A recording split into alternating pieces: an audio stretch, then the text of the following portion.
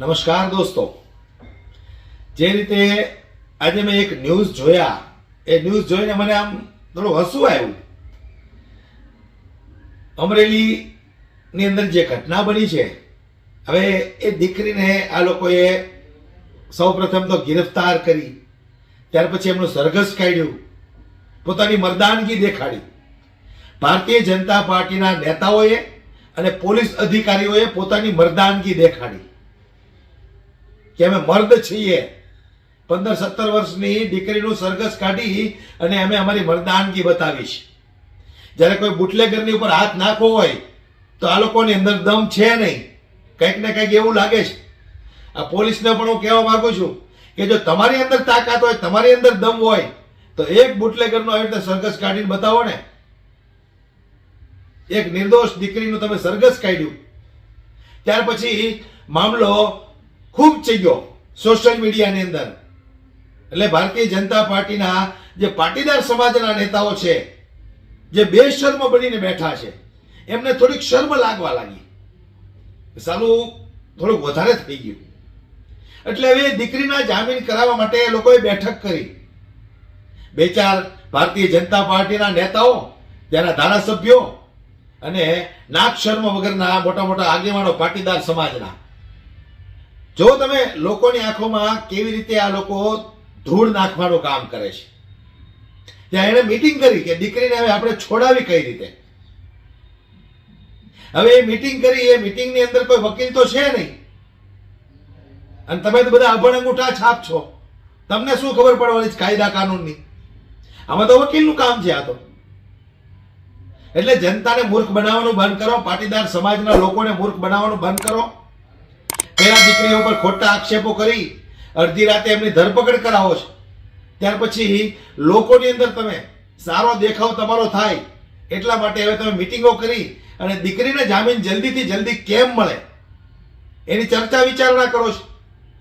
આજ નહીં તો કાલ, 2 દિવસ પછી, કદાચ 5 દિવસ પછી એને જામીન તો મળી જ જવાના છે.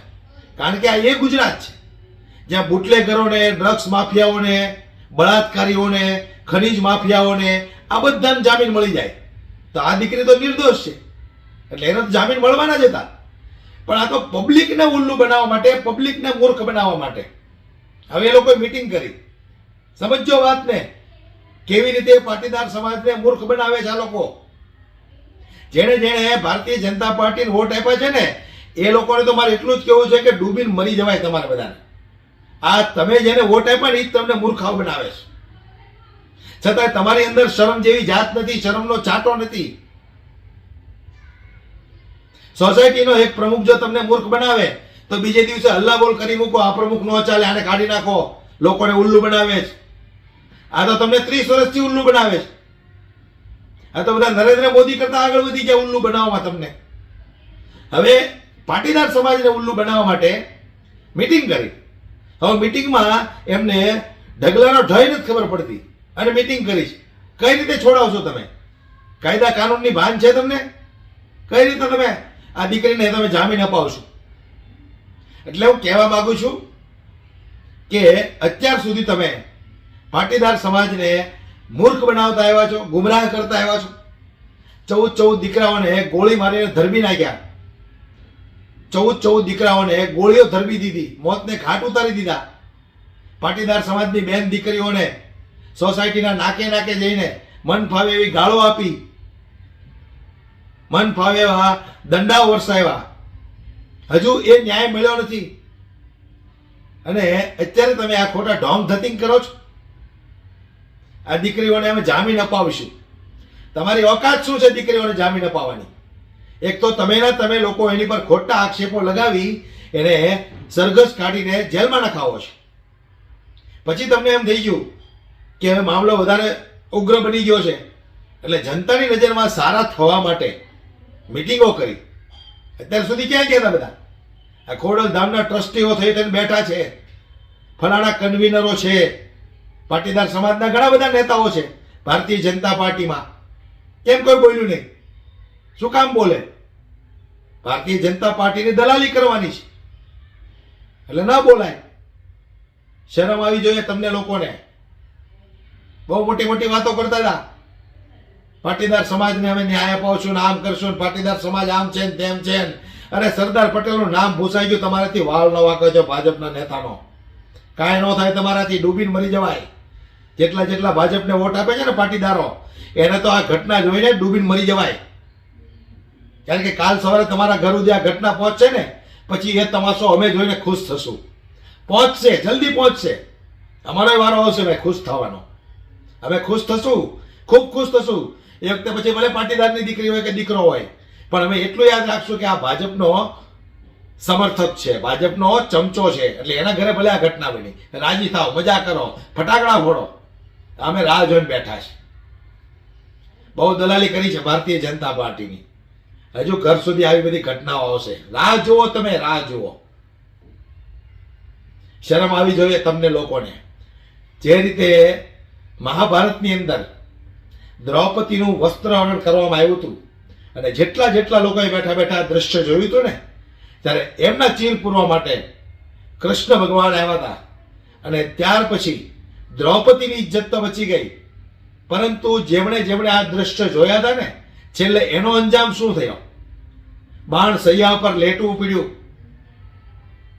મહિના સુધી એમના ન જીવ ગયો કે ન પ્રાણ ગયા, કઈ નહીં, એમના બાણ સૈયા ઉપર લેટવું પડ્યું. પીડાઈને મર્યા. એવી રીતે તમને આપણી દેશી ભાષામાં કહીને સ્ટીલના જીવડા પડવાના છે. ખોટાનો સાથ આપો છો ને, ઉપરવાળો જોવે છે. માફ નહીં કરે તમને લોકોને, કોઈને માફ નહીં કરે. અને જેની વાતોમાં આવીને કમળના બટન દબાવ્યા જ ને તમે, એ બધા તો લુચ્ચા લફંગાઓ દલાલો છે. એના શું લેવા દેવા? એના જે બાયડી છોકરા, અગાઉ પણ મેં કીધું હતું.